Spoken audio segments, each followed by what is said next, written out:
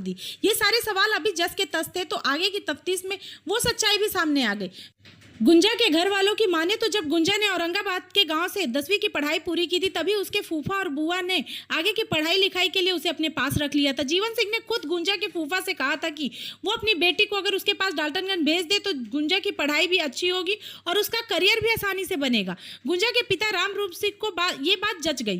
फिर बात अपनी सगी बहन और बहनों के घर की थी, तो वो उनकी फरमाइश से इनकार भी नहीं कर सके। उन्होंने गुंजा को डाल्टनगंज अपनी बहन के घर भेज दिया। तब गुंजा की उम्र बमुश्किल 16 से 17 साल ही रही होगी। यही वो वक्त था जब गुंजा के फूफा जीवन सिंह ने उसे बहला फुसलाकर अपने प्यार के झांसे में ले लिया और उसके साथ रिलेशन बनाने लगा। इसके बाद करीब 14 सालों तक फूफा और भतीजी का प्यार घर की चार दीवारी के अंदर परवान चढ़ता रहा और किसी को कानों कान तक इसकी खबर ही नहीं मिली।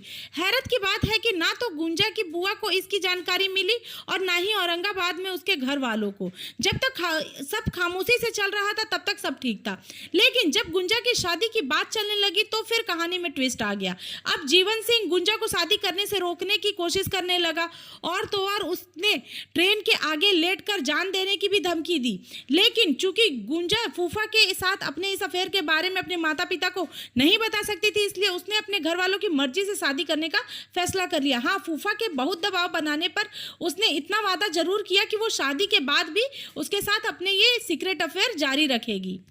इस तरह 24 जून को गुंजा की प्रियांशु से शादी हो गई। लेकिन अब गुंजा और जीवन सिंह का अफेयर जारी रखना मुश्किल हो गया। नई जगह, नया नया पति, ससुराल वाले, गुंजा के लिए अब जीवन सिंह से बात करना भी मुश्किल हो रहा था। और तब दोनों ने मिलकर प्रियांशु की हत्या कर शादी से बाहर निकलने का फैसला किया।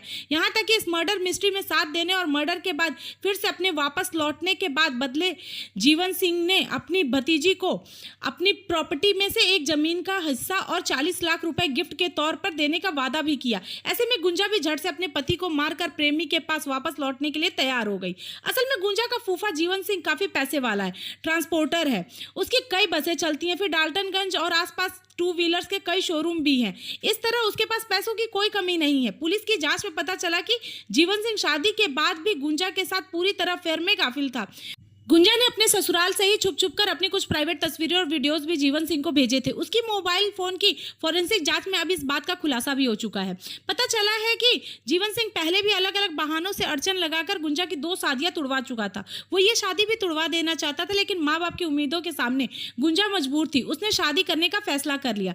लेकिन शादी के बाद गुंजा और जीवन बातचीत मुश्किल हो गई और तब जीवन ने गढ़वा के 2 शूटर्स को प्रियांशु के कत्ल के लिए तैयार किया, जो 21 जून को ही गढ़वा से औरंगाबाद पहुंच चुके थे और आखिरकार 24 जून को उन्हीं शूटरों ने प्रियांशु का कत्ल कर दिया।